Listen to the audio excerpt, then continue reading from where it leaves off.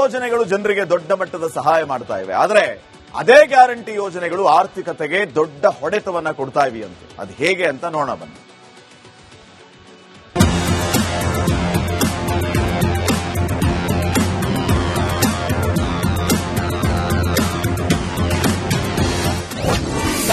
ಗ್ಯಾರಂಟಿಗಳಿಂದ ವಿನಾಶದತ್ತ ಸಾಗಿದ ಆರ್ಥಿಕತೆ. ಕೇಂದ್ರ ಸರ್ಕಾರದ ಸಮೀಕ್ಷೆಯಲ್ಲಿ ಬಯಲಾಯಿತು ವ್ಯತೆ. ಕೇಂದ್ರ ಸರ್ಕಾರ ಮಂಡಿಸಿರುವ ಆರ್ಥಿಕ ಸಮೀಕ್ಷೆಯಲ್ಲಿ ಕೆಲ ಆತಂಕಕಾರಿ ಮಾಹಿತಿ ಹೊರಬಿದ್ದಿದೆ. ಹಲವಾರು ರಾಜ್ಯಗಳಲ್ಲಿ ನಡೆಯುತ್ತಿರುವ ನೇರ ನಗದು ವರ್ಗಾವಣೆ ಯೋಜನೆಗಳು ಆರ್ಥಿಕತೆಯ ಅಪಾಯ ಉಂಟು ಮಾಡುತ್ತಿವೆಯಂತೆ. ಇದೇ ಸ್ಥಿತಿ ಮುಂದಿನ ದಿನಗಳಲ್ಲಿ ಸಮಸ್ಯೆ ಸೃಷ್ಟಿಸುತ್ತವೆ ಎಂದು ಆರ್ಥಿಕ ಸಂಸ್ಥೆ ಹೇಳಿದೆ.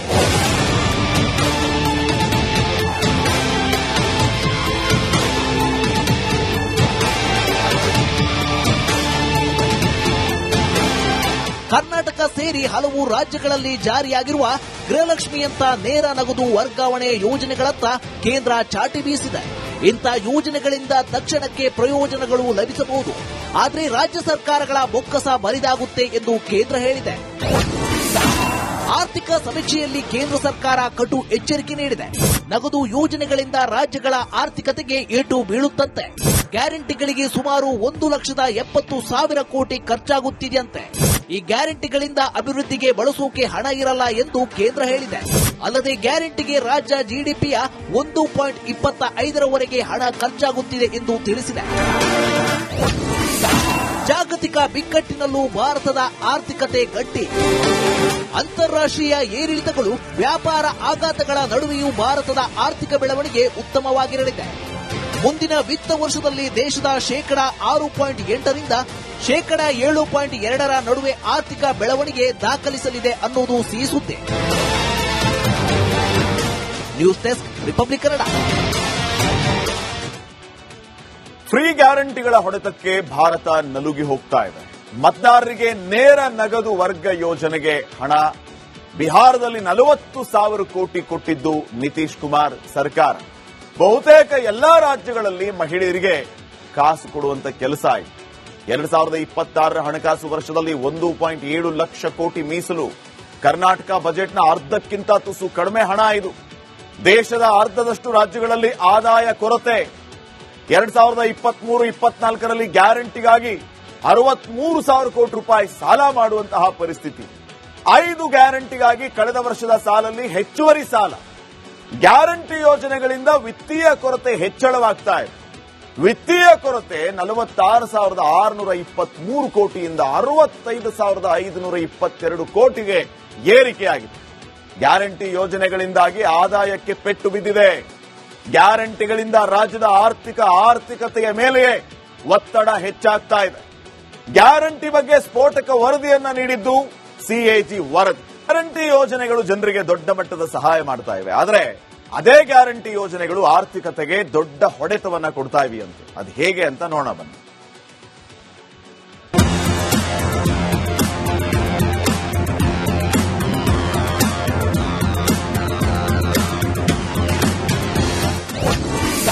ಗ್ಯಾರಂಟಿಗಳಿಂದ ವಿನಾಶದತ್ತ ಸಾಗಿದ ಆರ್ಥಿಕತೆ. ಕೇಂದ್ರ ಸರ್ಕಾರದ ಸಮೀಕ್ಷೆಯಲ್ಲಿ ಬಯಲಾಯಿತು ವ್ಯತೆ.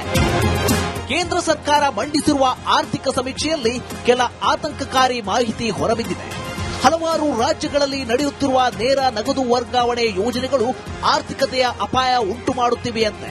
ಇದೇ ಸ್ಥಿತಿ ಮುಂದಿನ ದಿನಗಳಲ್ಲಿ ಸಮಸ್ಯೆ ಸೃಷ್ಟಿಸುತ್ತವೆ ಎಂದು ಆರ್ಥಿಕ ಸಂಸ್ಥೆ ಹೇಳಿದೆ.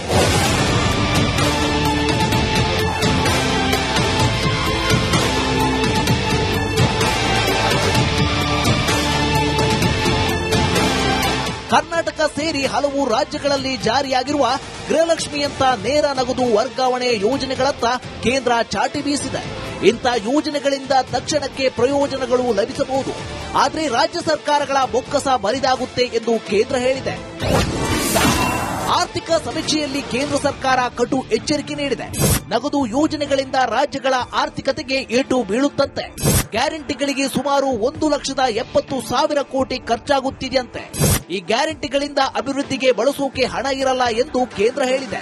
ಅಲ್ಲದೆ ಗ್ಯಾರಂಟಿಗೆ ರಾಜ್ಯ ಜಿಡಿಪಿಯ 1.25 ಹಣ ಖರ್ಚಾಗುತ್ತಿದೆ ಎಂದು ತಿಳಿಸಿದೆ. ಜಾಗತಿಕ ಬಿಕ್ಕಟ್ಟಿನಲ್ಲೂ ಭಾರತದ ಆರ್ಥಿಕತೆ ಗಟ್ಟಿ. ಅಂತಾರಾಷ್ಟ್ರೀಯ ಏರಿಳಿತಗಳು, ವ್ಯಾಪಾರ ಆಘಾತಗಳ ನಡುವೆಯೂ ಭಾರತದ ಆರ್ಥಿಕ ಬೆಳವಣಿಗೆ ಉತ್ತಮವಾಗಿರಲಿದೆ.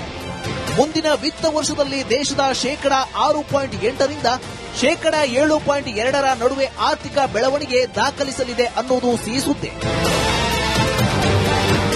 News desk, republic Kannada. Free ಗ್ಯಾರಂಟಿಗಳ ಹೊಡೆತಕ್ಕೆ ಭಾರತ ನಲುಗಿ ಹೋಗ್ತಾ ಇದೆ. ಮತದಾರರಿಗೆ ನೇರ ನಗದು ವರ್ಗ ಯೋಜನೆಗೆ ಹಣ ಬಿಹಾರದಲ್ಲಿ 40,000 ಕೋಟಿ ಕೊಟ್ಟಿದ್ದು ನಿತೀಶ್ ಕುಮಾರ್ ಸರ್ಕಾರ. ಬಹುತೇಕ ಎಲ್ಲಾ ರಾಜ್ಯಗಳಲ್ಲಿ ಮಹಿಳೆಯರಿಗೆ ಕಾಸು ಕೊಡುವಂತ ಕೆಲಸ ಆಯಿತು. 2026ರ ಹಣಕಾಸು ವರ್ಷದಲ್ಲಿ 1.7 ಲಕ್ಷ ಕೋಟಿ ಮೀಸಲು. ಕರ್ನಾಟಕ ಬಜೆಟ್ನ ಅರ್ಧಕ್ಕಿಂತ ತುಸು ಕಡಿಮೆ ಹಣ ಇದು. ದೇಶದ ಅರ್ಧದಷ್ಟು ರಾಜ್ಯಗಳಲ್ಲಿ ಆದಾಯ ಕೊರತೆ. 2023-24ರಲ್ಲಿ ಗ್ಯಾರಂಟಿಗಾಗಿ 63,000 ಕೋಟಿ ರೂಪಾಯಿ ಸಾಲ ಮಾಡುವಂತಹ ಪರಿಸ್ಥಿತಿ. 5 ಗ್ಯಾರಂಟಿಗಾಗಿ ಕಳೆದ ವರ್ಷದ ಸಾಲಲ್ಲಿ ಹೆಚ್ಚುವರಿ ಸಾಲ. ಗ್ಯಾರಂಟಿ ಯೋಜನೆಗಳಿಂದ ವಿತ್ತೀಯ ಕೊರತೆ ಹೆಚ್ಚಳವಾಗ್ತಾ ಇದೆ. ವಿತ್ತೀಯ ಕೊರತೆ 46,623 ಕೋಟಿಯಿಂದ 65,522 ಕೋಟಿಗೆ ಏರಿಕೆಯಾಗಿದೆ. ಗ್ಯಾರಂಟಿ ಯೋಜನೆಗಳಿಂದಾಗಿ ಆದಾಯಕ್ಕೆ ಪೆಟ್ಟು ಬಿದ್ದಿದೆ. ಗ್ಯಾರಂಟಿಗಳಿಂದ ರಾಜ್ಯದ ಆರ್ಥಿಕತೆಯ ಮೇಲೆಯೇ ಒತ್ತಡ ಹೆಚ್ಚಾಗ್ತಾ ಇದೆ. ಗ್ಯಾರಂಟಿ ಬಗ್ಗೆ ಸ್ಫೋಟಕ ವರದಿಯನ್ನ ನೀಡಿದ್ದು ಸಿಎಜಿ ವರದಿ. ಇನ್ನು ನೆಕ್ಸ್ಟ್, ಗ್ಯಾರಂಟಿ ಯೋಜನೆಗಳು ಜನರಿಗೆ ದೊಡ್ಡ ಮಟ್ಟದ ಸಹಾಯ ಮಾಡ್ತಾ ಇವೆ. ಆದರೆ ಅದೇ ಗ್ಯಾರಂಟಿ ಯೋಜನೆಗಳು ಆರ್ಥಿಕತೆಗೆ ದೊಡ್ಡ ಹೊಡೆತವನ್ನ ಕೊಡ್ತಾ ಇವೆಯಂತೆ. ಅದು ಹೇಗೆ ಅಂತ ನೋಡೋಣ ಬನ್ನಿ.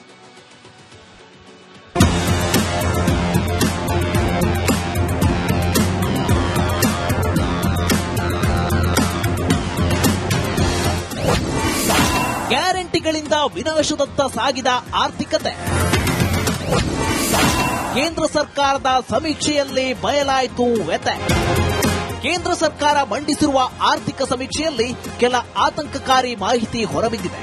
ಹಲವಾರು ರಾಜ್ಯಗಳಲ್ಲಿ ನಡೆಯುತ್ತಿರುವ ನೇರ ನಗದು ವರ್ಗಾವಣೆ ಯೋಜನೆಗಳು ಆರ್ಥಿಕತೆಯ ಅಪಾಯ ಉಂಟು ಮಾಡುತ್ತಿವೆಯಂತೆ. ಇದೇ ಸ್ಥಿತಿ ಮುಂದಿನ ದಿನಗಳಲ್ಲಿ ಸಮಸ್ಯೆ ಸೃಷ್ಟಿಸುತ್ತವೆ ಎಂದು ಆರ್ಥಿಕ ಸಂಸ್ಥೆ ಹೇಳಿದೆ.